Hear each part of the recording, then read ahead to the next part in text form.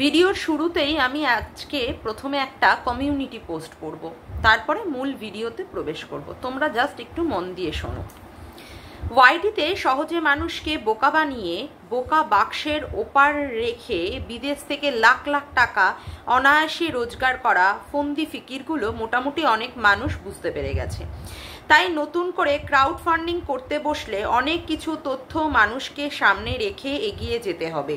3টে ডট, চোখে জল ফেলে আমার কেস লড়ার টাকা নেই, আমার বাচ্চা নেবার টাকা নেই, খাট আলমারি কেনার টাকা নেই, এইসব বলে বলে 3টে ডট, লাখ লাখ টাকা লাখ লাখ কামানো টাকাগুলো কোথায় গেল? আচ্ছা, বাথরুম, রান্নাঘর, নিজের বাড়ির ডেকোরেশন, আইফোন, সোনার গহনা, কিচেন, চিমনি, ফ্রিজ, ঘুরতে যাওয়া। 3টে ডট, এরপর হবে নতুন ফ্ল্যাট অথবা জায়গা কেনা হয়েছে অথবা বাড়ি তৈরি হবে। কদিন আগে বাচ্চার মায়ের নাম করে 4টে কোটেশনের মধ্যে বড় অ্যামাউন্ট ধার হিসাবে দিতে চেয়েছিল। 3টে ডট, সব কিন্তু ভুলে যাবেন না। আচ্ছা, আস্ত হাত পাতা ভিখারি যারা এই কদিন ইউটিউব করে এত টাকা কামিয়ে ফেলেছে বলে মনে করেন আপনারা, হরিদেবপুর পুলিশ স্টেশনে এফআইআর খাবার পর মিথ্যে কথা বলে 96,000 টাকার গল্প দিলেও সেখানে 2-4 হাজার খরচা করলেও আমি পিছু ছাড়ব না। 3টে ডট, দেখা হবে আলিপুর কোর্টে। হিম্মত থাকলে ব্যাংক অ্যাকাউন্টের স্টেটমেন্ট সকলের সামনে শো করতে হবে। 3টে ডট, তবেই তাকে সামান্যতম চোখের জলের মূল্য সাধারণ ভিউয়াররা দেবে। হিম্মত থাকলে ব্যাংক অ্যাকাউন্টের স্টেটমেন্ট সেই সময়কার সকলের সামনে তুলে ধরে, আদারওয়াইজ একজন শিক্ষকের বাড়ি থেকে এমন জালিয়াতি আমরা মেনে নেব না। 3টে ডট, 20 লাখ টাকা কামিয়ে অত সহজে হজম করতে দেব? কত লোকের পিণ্ডি চটকিয়ে যতই সাধু সাজার চেষ্টা করবি না কেন, শিক্ষকের বাড়ি যে আস্ত ভিখারির বাড়ি, জালিয়াতের বাড়ি, চিটিংবাজের বাড়ি, শয়তানের বাড়ি, আস্ত ক্রিমিনালের বাড়ি। 3টে ডট, সেটা প্রমাণ করে ছাড়ব। হয়তো দেখা দেবে ঠাকুরনগরের বাজারে মাইক্রোফোনে একজন মানবাধিকার কর্মী অনেক মানুষকে নিয়ে ওই শিক্ষকের বাড়ির ভেতর হওয়া কাণ্ড কারখানা তুলে ধরব। দেখতো হরিদেবপুর পিএস এর এই নাম্বারটা চেনা লাগছে কিনা। এই হচ্ছে আজকে একটা কমিউনিটি পোস্ট। হ্যাঁ, অবশ্যই কমিউনিটি পোস্টার মাধ্যমে আমরা বুঝতেই পারলাম যে কাউকে একটা মানে সে যে একটা অন্যায় করেছে সেই অন্যায়ের হিসাবে তাকে মোটামুটি একটা যে তার এগেনস্টে স্টেপ নেওয়া হচ্ছে বা পরবর্তীকালে দূর ভবিষ্যতেও একটা বিশাল বড় একটা কিছু করতে মানে করা হবে, সেটা আমরা এই সম্পর্কিত বুঝলাম। কে করেছেন এটা? বাচ্চার লিগাল মানে বাচ্চার বাবার লিগাল অ্যাডভাইজার করেছেন। কার এগেনস্টে করেছেন? অবশ্যই সুতপার এগেনস্টে করেছেন। এখন এই বিষয় নিয়ে অনেক বিস্তারিত আলোচনা করব আমি। সবার আগে ইন্ট্রো। হ্যালো বন্ধুরা, কেমন আছো তোমরা সবাই? আশা করি তোমরা সবাই খুব ভালো আছো, আমিও খুব ভালো আছি। মামনের মনের কথাতে তোমাদের সকলকে সুস্বাগতম। আজকে এই ক্রাউড ফান্ডিং এর কথা বলা হচ্ছে। হ্যাঁ, সুতপার ক্রাউড ফান্ডিং এর কথা বলা হচ্ছে। এটা মূলত 2022 সালের ঘটনা, যতদূর সম্ভব 2022 থেকে 2023-এর ঘটনা। যে সময় সুতপা এমএসএলদের এগেনস্টে প্রচণ্ড পরিমাণে হিংসাত্মক মনোভাব নিয়ে হিংস্রভাবে মানে যার পরও নাই তাদের পেছনে লাগার জন্য ভীষণ পরিমাণে মরিয়া হয়ে ভিডিও করত, এবং ভিডিও করার দরুন এমএসএলও কি করেছিল, তার এগেনস্টে কেস করেছিল এবং হিউজ অ্যামাউন্টের একটা তার কাছ থেকে ডিমান্ড করা হয়েছিল যে সুতপা তাদের মানহানি করছে, এই মানহানিমূলক তাকে একটা বড় রকমের টাকা তাকে দিতে হবে। যাই হোক, প্রথম দিকে সে নাটক করেও পরবর্তীকালে সে ধরা খেয়ে গিয়ে মানুষের কাছে টাকা তুলতে চেয়েছিল, এবং তার আগেও সে যে ট্রিটমেন্ট করছে যে কি ট্রিটমেন্ট না ট্রিটমেন্ট সেটা সে তখন সবিস্তারে বলেনি, কিন্তু গতকাল সে সবিস্তারে বলেছে যে সে কি ট্রিটমেন্ট করেছিল এবং সেই বাবদ সে টাকা তুলেছিল। মূলত টাকাটা তোলা হয়েছিল হচ্ছে তার ট্রিটমেন্টের নাম করে এবং তার কেস চলার জন্য, মানে কেস চালানোর জন্য যে খরচপাতি হয় সেই খরচপাতির জন্য। যাই হোক, সেই সময় টাকা উঠেছিল। ওঠার পরেও এই MSLদের কেসটা যারা দেখছে, অর্থাৎ রমা, রিনি, এরাও দীপ্তিদির চ্যানেল থেকে ভিডিও করে মোটামুটি কেসের কিছুটা আপডেট দিয়েছিল এবং এর এগেনস্টে কি কি কেস হচ্ছে। 2টো কেস হয়েছে এবং ইডিও যে এই বিষয়টার মধ্যে ঢুকেছে এবং কত টাকা হয়েছে ক্রাউড ফান্ডিং এর মধ্যে, সে কত টাকা তুলেছে, অমুক তুলেছে, এই সম্পর্কিত বেশ একটা চরম লেভেলের একটা আমরা লাইভ দেখেছি, বেশ 3-4 ঘন্টার একটা লাইভ দীপ্তিদির ওখানে হয়েছিল এবং আমরা মোটামুটি সবাই ওয়াকিবহাল। তা কেস তো আর একদিনে মিটে যায় না, কেস দিনের পর দিন চলতে থাকে, তো এখনো পর্যন্ত কেসটা চলছে।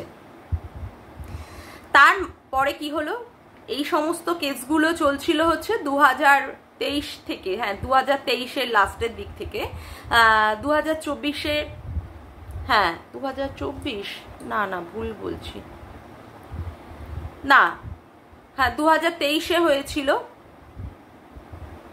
2024-এর প্রথম দিকেই এই সম্পর্কিত কি হয়েছিল, এই সম্পর্কিত লাইফটাই হয়েছিল এবং এটা আমরা সবাই জানি মোটামুটি সেই কেসটা চলছিল। তো কথা হচ্ছে যে এখন আবার এই কেসটা আবার কি বলে ওটাকে, আবার পুনরায় এই কেসটার আবার ব্যাপারটা উঠে এসেছে যে ক্রাউড ফান্ডিং এবং সুতপা 20 লাখ টাকা নিয়েছে। না, আমার এখানে অনেক কিছুই বক্তব্য আছে এই বিষয়ে। একজন কন্ট্রোভার্সি ক্রিয়েটার, সে কোনো একটি বড় চ্যানেলের এগেনস্টে লেগেছে, কোনো একটি বড় চ্যানেলের এগেনস্টে সে লেগেছে, হ্যাঁ সত্যিই অন্যায় করেছে। আমি কখনোই সুতপার ফরে আমি ভিডিও করিনি, আর আজকেও সেই রকম কোনো রকমের ভিডিও হবে না। যতটুকু কথা আমার নিরপেক্ষভাবে বলা দরকার বলে আমি মনে করব ততটুকুই কথা আমি বলবো। হ্যাঁ, তো সে কি করেছে, তাদের এগেনস্টে দিনের পর দিন লেগেছে, মানে মিথ্যে কিছু অ্যালিগেশন, তারপরে আভ্যন্তরীণ মাধ্যমে থেকে ভিডিওর বহির্ভূত কিছু কথাও সে তুলে ধরেছে এবং যাই হোক অনেক অপমানমূলক জিনিসও সে করেছে, চরিত্রকে দাগ লাগিয়েছে, সন্তানের পিতৃত্বের পরিচয় চেয়েছে, তার মানে সেই বড় চ্যানেলের মেল ওনার যেহেতু সে ফিজিক্যালি হ্যান্ডিক্যাপড, তার পৌরসত্ব নিয়েও প্রশ্ন তুলেছে, অনেক কিছুই করেছে। করার পরে যখন এই বড় চ্যানেলের ওনাররা কেস করেছে, সেই কেসের মাধ্যমে কি হয়েছে, তাকে টাকা তুলতে হয়েছে। কিন্তু কথা হচ্ছে এই যে মহিলা, এই যে সুতপা নামক এই কন্ট্রোভার্সি ক্রিয়েটারটা, এ যে কি করেছে, কি ভিডিও করেছে, তা তো মোটামুটি সবাই দেখেছে, তাই না? সবাই মোটামুটি দেখেছে। তা এ যে অন্যায় করেছে সেটা তো কেউ না জানা নয়, আমরা বলে দেবো তারপরে তো কেউ বলবে না সেটা তো সে অন্যায় করেছে, অমুক করেছে, সেটা তো বোঝাই যাচ্ছে। তা আমার কাছে কথা হচ্ছে এইরকম কত সহৃদয় ব্যক্তি আছে যারা তার অ্যাকাউন্টে ভরিয়ে দিয়ে 20 লক্ষ টাকা দিয়ে দিল। 20 লক্ষ টাকা। সে তো ভালো কাজ করেনি, সুতপা তো ভালো কাজ করেনি, তাহলে মানুষ এতটাই বোকা আর এতটাই তাকে ভরিয়ে দিচ্ছে, এতটাই ভরিয়ে দিল যে সেখানে তার 20 লক্ষ টাকা উঠে গেল। মানে আমার ছোট্ট মাথায় এই প্রশ্নগুলো আসলো, 20 লক্ষ টাকা, সে তো ঠিক কাজ করেনি, MSLদের এগেনস্টে লেগেছে। তো ক্রাউড ফান্ডিং এর মতো, আর বিদেশ থেকে টাকা, মানুষের টাকা কত বেশি হয়েছে যে মানুষ সহযোগিতার নাম করে এত টাকা পাঠাচ্ছে, আর সেই ক্ষেত্রে টাকার অ্যামাউন্টটা 20 লক্ষ টাকা উঠে গেল, আর সে তো ভালো কাজ করেইনি। পরের কথা হচ্ছে এই যে টাকা তুলেছে বা না তুলেছে, এটা তো মোটামুটি একটা বিচারাধীন অবস্থায় রয়েইছে, এটা তো দিল্লির মতো একটা কেস সংক্রান্ত ব্যাপার রয়েইছে। তো এটা নিয়ে আবার পুনরায় এটাকে জল ঘোলা করে আবার পুনরায় এই সম্পর্কিত কথা উঠছে কেন? কারণ এটা তো সত্যি একটা বিচার বা মামলাধীন যে সে টাকা তুলেছে, এবং ইডিও যে এই বিষয়টার দিকে নজর রেখেছে, বা পরবর্তীকালে এর এগেনস্টে যেটা কেস হয়েছে সেটা তো রিমি রমা তার দীপ্তিদির ভিডিও মানে চ্যানেল থেকে লাইভ করে বলে দিয়েছে। হ্যাঁ, এখন আবার কেন হচ্ছে? মানে এই ম্যাডাম যখন এসেছিলেন সেই সময় তো ঘটনাটা ঘটেনি, ম্যাডামের আসার অনেক আগেই এই ঘটনাটা ঘটেছে এবং সে সম্পর্কিত এটা বিচারাধীন আছে। তা এখন কেন নতুন করে ম্যাডাম এটাকে আবার তুলে ধরার চেষ্টা করছে? এটাকে কেন তুলে ধরার চেষ্টা করছে? যাই হোক, এবার ব্যাপার হচ্ছে, এক সেকেন্ড, সুতপা বলে দিয়েছে যে আরটিআই করার কথা। হ্যাঁ, আরটিআই করলেই তার সেটা জানা যাবে, আরটিআই করে। হ্যাঁ, সে বলেছে তার 96,000 টাকা উঠেছে। না, আমরা সত্যি পরিষ্কারভাবে জানি না যে সত্যি তার 96,000 টাকা উঠেছে না 20 লক্ষ টাকা উঠেছে, আমরা সত্যিই জানি না। কারণ আমরা তো তার ব্যাংকের ডিটেলস জানি না। তো সুতপাকে বলা হচ্ছে যে তুই তোর ব্যাংক ডিটেলস শো কর। কেন? এখানে কেন শো করবে? ইউটিউব কি কোনো আদালত নাকি? ইউটিউব কি কোনো আদালত নাকি যে এখানে শো করে তার সমস্ত কিছু তাকে যে সে যে নিরপরাধ তাকে এখানে সে প্রমাণ করতে হবে? যদি তাকে প্রমাণ দিতেই হয় তাহলে সে কোর্টে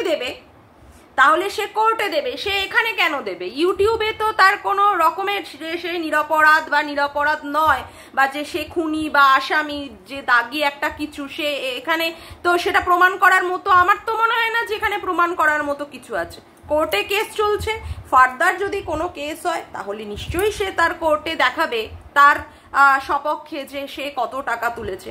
এই রকম ভাবে কথা বলা যে হ্যাঁ তুই শো কর আরটিআই করে সবার সামনে, কেন?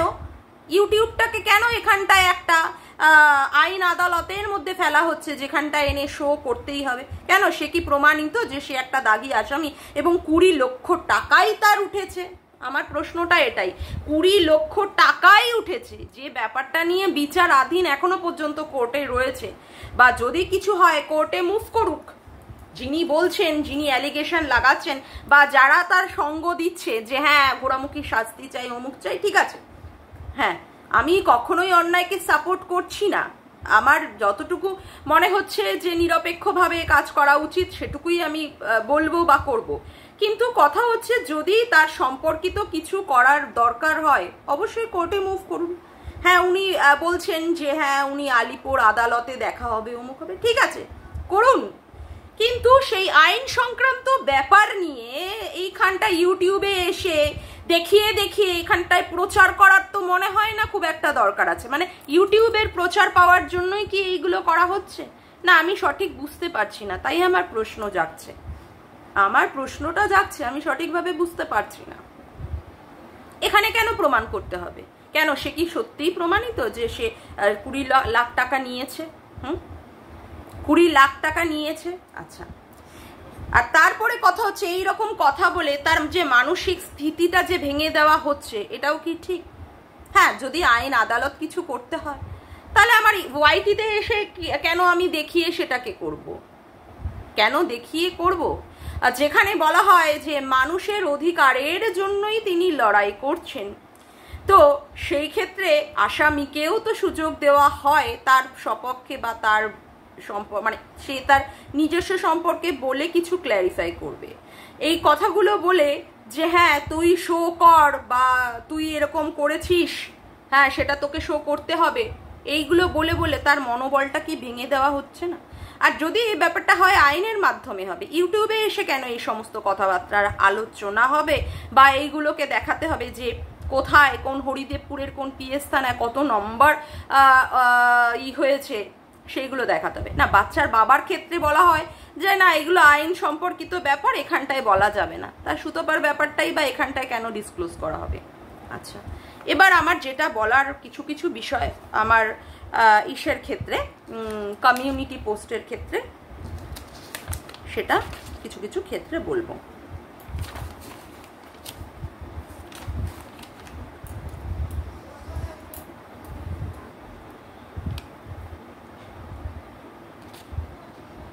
আচ্ছা,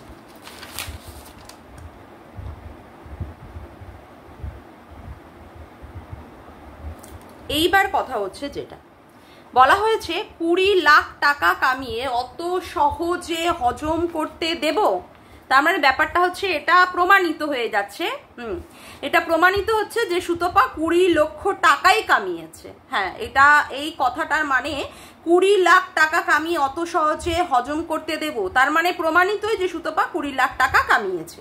আচ্ছা, কত লোকের পিণ্ডি চটকে যতই সাধু সাজার চেষ্টা করবি না কেন, শিক্ষকের বাড়ি, মাইন্ড ইট। এই কথাগুলো কিন্তু আমাদের মাথার মধ্যে প্রচন্ড পরিমাণে খারাপ লাগবে, একটু শুনে নিন। শিক্ষকের বাড়ি যে আস্ত ভিখারির বাড়ি, জালি আতের বাড়ি, চিটিং বাজের বাড়ি, শয়তানের বাড়ি, আস্ত ক্রিমিনালের বাড়ি, সেটা প্রমাণ করেছে। আচ্ছা, কথা হচ্ছে একজন শিক্ষকের বাড়ি, অবশ্যই বোঝা যাচ্ছে একজন সেই রকম রেপুটেড পারসন, তার মানে তার নিজস্ব একটা ওখানটা একটা সম্মান আছে।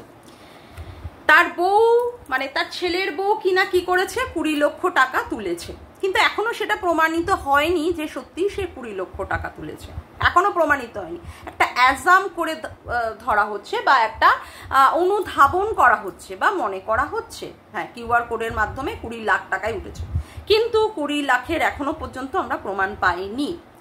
সেই ক্ষেত্রে একজন শিক্ষকের বাড়ি, মাইন্ড ইট, শিক্ষকের বাড়ি, সেই বাড়িকে প্রমাণ করেই ছাড়বো সেটা ভিখারির বাড়ি, জালিয়াতের বাড়ি, চিটিং বাজের বাড়ি, শয়তানের বাড়ি, আস্ত ক্রিমিনালের বাড়ি, মানে কতগুলো বিশেষণে, নেগেটিভ বিশেষণে সেখানে ভূষিত করা হয়েছে। সত্যি কি শিক্ষকের বাড়ির মান সম্মানটাকে কি এখানটা ধূলিসাৎ করা হচ্ছে না, বা এখানে মানহানির করার চেষ্টা হচ্ছে না? মানহানির করার চেষ্টা করছে না, শিক্ষকের তো এখানে কোনো দোষ নেই। আর শিক্ষক নিশ্চয়ই শিখিয়েও দেননি তার ছেলের বউকে যে হ্যাঁ তুমি এই ধরনের কাজ করো, পরবর্তীকালে আমাকে এই ধরনের জিনিস মানে মানুষ আমাকে এই ধরনের জিনিস বলে। সেক্ষেত্রে তার ছেলের বউ কি অন্যায় করছে না করছে সেই দায়টা নিশ্চয়ই তার শিক্ষককে, মানে তার শ্বশুর যিনি শিক্ষক তার উপরে নিশ্চয়ই এইভাবে আনা যায় না, যিনি একজন রিটায়ার্ড পারসন, একজন পেনশনার, তাই না, একজন পেনশনার। আজকে এই ধরনের কথাবার্তাতে যে তার পেনশনের ওপরে বা তার মানের মানে সম্মানের ওপরে যে কোনো রকমের একটা প্রভাব পড়বে না, তার তো মানে কেউ গ্যারান্টি দিতে পারে না। আজকে বলা হচ্ছে আরো কিছু কথা, যেটা হচ্ছে হয়তো দেখা দেবে ঠাকুরনগরের বাজারে, মাইন্ড ইট, মাইক্রোফোনে একজন মানবাধিকার কর্মী অনেক মানুষকে নিয়ে ওই শিক্ষকের বাড়ির ভিতরে হওয়া কাণ্ড কারখানা তুলে ধরবে। কেন? এই ব্যাপারটা আমি বুঝলাম না। কেন মানবাধিকার কর্মীদের কি কাজ যে হ্যাঁ কেউ যদি অন্যায় করে সেটাকে গিয়ে মাইক্রোফোনে তার দলবলের সংগঠনের লোকদের নিয়ে গিয়ে দলবলে সেখানে চিৎকার করে করে এই রকমভাবে প্রচার করে তাকে হিউমিলিয়েট করা? কেউ চুরি করলে বা কেউ ডাকাতি করলে না সেটার ক্ষেত্রেও তাও ধরে নেওয়া যায় যে হ্যাঁ, আর বিশাল বড় ডাকাতের ক্ষেত্রে যদি তাকে খুঁজে না পাওয়া যায় বা না পাওয়া যায়, ইউটিউবে কেউ ক্রাউড ফান্ডিং করেছে এবং কত টাকা তুলেছে সেটাও পর্যন্ত এখনো পর্যন্ত প্রমাণিত নয়, কিন্তু বলা হচ্ছে তার শ্বশুর বাড়ির সামনে গিয়ে এই রকম ভাবে তাকে হেনস্থা করা হবে। মানে আমার সত্যি মাথায় লজিক দিয়ে ঢুকছে না যে এটা কি সত্যি, এই যে কথাগুলো বলা হয়েছে বা এখানে যে একটা কমিউনিটি পোস্টের মাধ্যমে এগুলো যে তুলে ধরা হয়েছে, এগুলো কি সত্যি ঠিক করা হয়েছে? একজন মানবাধিকার কর্মী, হ্যাঁ যদি আমি তো বলছি যে সুতপা কোনো রকমের যে সে অন্যায় করেনি বা দোষ করেনি সেরকম নয়, কিন্তু কথা হচ্ছে যে আজকে যে এই কথাগুলো বলা হচ্ছে সেটা তো আইনের আওতার মাধ্যমে তাকে পুলিশ থেকে ডেকে নিয়ে গিয়ে বা যদি সেটা প্রমাণিত তখন নয় সেটাতে মুখ করা হবে, কিন্তু এই ধরনের থ্রেট দেওয়া, এই ধরনের হুমকি দেওয়া, এটা কি সত্যি একজন মানবাধিকার কর্মীর পক্ষে ঠিক হচ্ছে? মানে আমি জানি না, কারোর যদি সময় না থাকে, অনেক কেস অনেক কামারি নিয়ে অনেক কিছু নিয়ে যদি তার মধ্যে সে যদি বিজি থাকে, তাহলে ইউটিউবের এই রকম ব্যাপারগুলো নিয়ে মাথা ঘামিয়ে এত বড় একটা কমিউনিটি পোস্ট দিয়ে এবং পরবর্তীকালে সেখানে কি কি পদক্ষেপ নিতে হবে বা নিতে যাচ্ছেন এত সময় তার কাছে আছে না? তিনি তো বলেন যে তার সময় নেই, তার জন্য প্রশ্নগুলো আমার মাথার মধ্যে প্রচণ্ড পরিমাণে চাপছে, মানে এই হচ্ছে। যাই হোক, আর এই যে ঘটনাটা এটা কিন্তু তিনি আসার আগেই হয়েছিল, মানে তিনি এখন এটাতে মানে এসে এই ব্যাপারটাকে নিয়ে তুলে ধরে উনি এখন একটা প্রমাণ করার চেষ্টা করছেন যে হ্যাঁ উনি এটা সমস্যার সমাধান করে দেবেন এবং মানুষের সামনে এটা তুলে ধরবেন। ভালো কথা, ভালো কথা যে উনি যে পদক্ষেপটা নিয়েছেন সেটাতে হয়তো ওনার মনে হচ্ছে যে এটা ঠিক, বা মানুষ সেটাতে ওনাকে আরো বেশি করে চিনবে বা আরো ওনাকে বেশি করে জানবে, যেটা এতদিন পর্যন্ত মানুষ জানতো না, ইউটিউবের মাধ্যমে আরো বেশি প্রচার পাবে। হ্যাঁ যাই হোক, 10,000 আছে, এবার 1 লাখে যাবে। কিন্তু কথা হচ্ছে এই যে ক্রাউড ফান্ডিং সুতপা করেছে, হ্যাঁ তার সাথে সাথে বলা হচ্ছে সীমা দিয়ে অনেকটা ক্রাউড ফান্ডিং করেছে এবং গীতা দিয়েও অনেকটা ক্রাউড ফান্ডিং করেছে ওই এপি ব্লগসের পিআর ছেলের অসুস্থতার জন্য, সেইগুলো উনি দেখবেন। তা ক্রাউড ফান্ডিং এর টাকা তো বাচ্চার বাবাও নিয়েছে যদি কথা ধরা হয় না, ক্রাউড ফান্ডিং এর টাকা তো বাচ্চার বাবাও নিয়েছে এবং তার বাড়িতে খাট এসেছে, আলমারি এসেছে, অমুক এসেছে, তমুক এসেছে, যা যদি ক্রাউড ফান্ডিং এর আওতার মধ্যে যদি সীমাদি পড়ে, সুতপা পারে, তাহলে তো বাচ্চার বাবা সবার আগে পড়বে। বাচ্চার বাবার বাড়িতে তো আগে সেইগুলো গেছে, বাচ্চার বাবা তার ক্লায়েন্ট বলে সেই জন্য তাকে সে রক্ষা পেয়ে যাবে, সে বেঁচে যাবে না, সেটা তো হলে হবে না। আইন তো সবার জন্যই সমান, আইন তো সবার জন্যই সমান। সেক্ষেত্রে একজন আইনের মধ্যে পড়বে, আইনের দোষে দুষ্ট হবে, আর আরেকজন ছাড় পেয়ে যাবে, এটা তো হলে হবে না। এটা হলে কি হবে? যে এসেছেন আমাদের কাছে সে সবার সমান অধিকারের জন্য লড়াই করবেন বলেই এসেছেন। তার বিপক্ষে দলের মানুষকে উনি শাস্তি দেবেন, তার পায়ের তলায় এখন যে যারা গিরগির আছে এতদিন ধরে, মানে যারা, যাই হোক সেই ব্যাপারটা নিয়ে বলবো, গিরগিরাচ্ছের পরের ব্যাপারটা আসছে, মানে তার ক্লায়েন্ট যে এখন বিচার চাইছে সেও যে এই রকমের মধ্যে কাজ করেছে সেটা তো সবাই জানে, এবং তার বাড়িতে খাট গেছে, আলমারি গেছে, অনেক খেলনা অমুক তমুক গেছে, যাই হোক সেটা বাচ্চার ব্যাপার, কিন্তু খাট আলমারি অনেক টাকা পয়সাও গেছে শুনেছি। হ্যাঁ, তো সেই ক্ষেত্রে তো তারও ক্রাউড ফান্ডিং এর সেও যে কি কি নিয়েছে তাকেও তো সেই বিচারের আইনের মধ্যে নিতে হবে, তাকে ছাড়লে তো চলবে না। মানুষ তো আমরা সবকিছু জানতে চাই, তাই না? এই গেল বাচ্চার বাবার ক্ষেত্রে বলা কথা। আচ্ছা, এতদিন ধরে থালা বাজিয়ে বাজিয়ে যে জুতোর বাড়ি মারবে গালের মধ্যে, বাপরে বাপ, জুতোর মালা পরাবে, তাতে করে তো আরেকজন কি নাচানাচি করতো, দিদি ভাই তোমাকে বলেছে জুতোর বাড়ি মারবে, দিদি ভাই তোমাকে বলেছে এই করবে, জুতোর মালা পরাবে, দিদি ভাই অমুক করে দেবে তোমাকে, হ্যাঁ কত কিছু। অনুব্রত মণ্ডল যখন মেরেছিল, অমুক করেছিল, ঠিক করেছিল, অমুক করেছিল, হ্যাঁ তারপরে অনুব্রত মণ্ডল এই যে জেল থেকে ফেরত যখন আসলো, তাই না, তখনও বলা হয়েছিল আবার বাঘ এসে গেছে, এবার স্টেপ নেবে, অমুক করবে, ভীষণ চলেছিল। তার জন্য এই মর্কটকে 10টা কেসও দিয়ে দেওয়া হয়েছিল, 10টা কেসও দিয়ে দেওয়া হয়েছিল। তা কথা হচ্ছে এখন আবার দেখছি মর্কটের সাথে ভীষণ বাবা, এখন তো মর্কট দেখছি রাম ভক্ত হনুমান হয়ে গেছে। হ্যাঁ, বাচ্চার লিগাল অ্যাডভাইজার হয়ে গেছেন রাম, আর এখন হচ্ছে হনুমান। যাই হোক, তা বাচ্চার বাবাও তো সামান্য একটা জায়গায় মানে চশমার দোকানে কর্মচারী হিসাবে কাজ করে, সেও এই রকম ভাবে বাড়ি করেছে, এবং আমরা সুতপার মুখ দিয়েই শুনেছিলাম যে কোনো ভিউয়ার্স তাকে 10,000 টাকা দিয়েছে, সেই 10,000 টাকা দিয়ে সে ওয়াশিং মেশিন কিনেছে, এবং সে তার নিজের ভিডিওতেই বলেছে যে হ্যাঁ তার কি বলে ভিউয়ার্স মানে তার বউয়ের ভিউয়ার্স 10,000 টাকা দিয়েছে, সেই টাকা দিয়ে সে কি করেছে, ওয়াশিং মেশিন কিনেছে। এটা তো সুতপার বলা কথায়। এই রকম ভাবেও যে সে কত কত ক্রাউড ফান্ডিং করেছে কিনা বা সত্যি করেছে সেটাও তো দেখতে হবে, তাকেও তো আইনের আওতার মধ্যে ফেলতে হবে। সে এই রকম ভাবে এই আলিশান বাড়িটা কি করে তৈরি করলো, তার সোর্স অফ ইনকামটা তো এই যত সামান্য, সে একটা চশমার দোকানে সামান্য কর্মচারী, সামান্য ক্যারানি, তাই না, কোনো সরকারিও না, কোনো সেই রকম বেসরকারিও বলা চলে না সেইভাবে যে সে ইনকাম করে। তার ক্ষেত্রে এত বড় বাড়িটা সে কি করে হাঁকালো, যে ক্ষেত্রে সে অলরেডি টাকা তুলে নিয়ে 10,000 টাকা, মানে এটা তো শুধু ঘোষিত, এটা আমাদের কানে এসেছে বলে আমরা জানতে পেরেছি। এই রকম অঘোষিত ইল্লিগাল ভাবে সে যে কত কত টাকা তুলেছে তার অ্যাকাউন্টটাও তো দেখা উচিত, এবং তার যে বাড়ি যে বানিয়েছে সেই সোর্স অফ ইনকাম বা কোথা থেকে সে এত টাকা দিয়ে এই বাড়িটা করেছে সেটাও তো মনে হয় না তদন্তের মানে আওতার মধ্যে ফেলা উচিত, তাই নয় কি? তাই নয় কি? সেটাও তো উচিত যে হ্যাঁ সেই তদন্তটা অবশ্যই করতে হবে।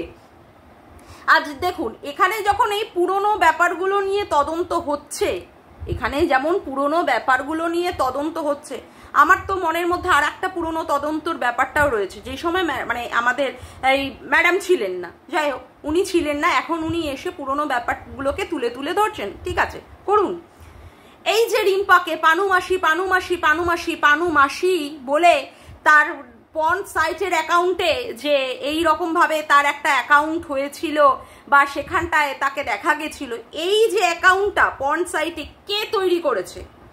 আদৌ কি বলা হয়েছিল রিম্পা তৈরি করেছে? আদৌ কি রিম্পা তৈরি করেছিলেন, না রিম্পার বিরুদ্ধে গিয়ে যারা যারা কথা বলেছিল সেই সময় তারা তৈরি করেছে? এই ব্যাপারগুলোকেও তো তুলে আনতে হবে, এই ব্যাপারগুলোকেও তো দেখতে হবে, না হলে কি করে মানবাধিকার কর্মী হওয়া গেল? যদি ক্রাউড ফান্ডিং অমুক তমুক ব্যাপারগুলোকে দেখা হয় তাহলে তো এই ব্যাপারগুলো দেখতে হবে। তো এই ব্যাপারগুলোকেও তদন্তের স্বার্থে মানে তদন্তের খাতিরে সেইগুলোকে তদন্ত হোক। শুধুমাত্র এখন তার লোক হয়েছে বলে, তার পা চাটছে বলে তাকে ছেড়ে দেওয়া হবে, তাহলে তো ঠিক হবে না, তাহলে তো সেই আন্ধা কানুন হয়ে যাবে। এখন তার আন্ধা কানুনের ব্যাপারটা নেই, তাই না? আমরা অবশ্যই তার কাজকর্মের দিকে লক্ষ্য রাখবো, অবশ্যই কাজকর্মের দিকে লক্ষ্য রাখবো, আর চাইবো যে যে সমস্ত অন্যায়গুলো হয়েছে, যে সমস্ত অন্যায়গুলো হয়েছে তিনি যেমন সব অন্যায়গুলোর ক্ষেত্রে যেমন সবগুলোর ক্ষেত্রে অন্যায়গুলোর বিচার করছেন এবং সেইগুলো সত্য তুলে তুলে ধরছেন, আমার বলা যে সমস্ত কথা বা অনেকেই এখন সেইগুলো বলবে, সেই সমস্ত অন্যায়গুলোর ক্ষেত্রেও যে উনি সুবিচার পাইয়ে দেবেন সেটাই আশা করব, ওনার কাছে সেটাই আশা রাখবো আমরা। যাকগে, আজকের মতো ভিডিওটা আমি এখানেই শেষ করলাম। আমার ভিডিওটা যদি তোমাদের ভালো লেগে থাকে তবে অবশ্যই একটি লাইক করো, কমেন্ট করো, শেয়ার করো, আর চ্যানেলটিকে বেশি বেশি করে সাবস্ক্রাইব করে রেখো, আর অল নোটিফিকেশন বেলটিকে অন করে রেখো এই রকম নতুন নতুন ভিডিও পাওয়ার জন্য। আজকের মতো আসি বন্ধুরা, আবার দেখা হচ্ছে একটি নতুন ভিডিওতে। Bye, tata.